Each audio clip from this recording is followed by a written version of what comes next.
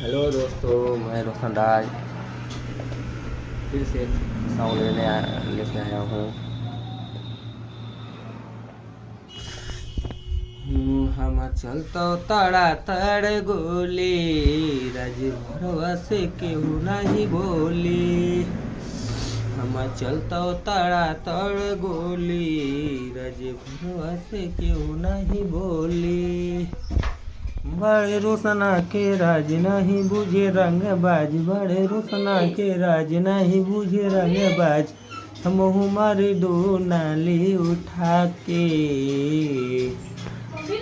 राजी भोर चले सबके झुका के, ये गोरी राजी भोर चले सबके झुका के।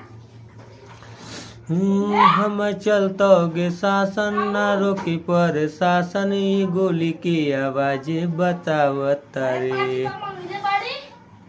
हो। बड़े देखैला रंगदारी ना कर बरियारी, सब कर घमंडई उड़ावत रे।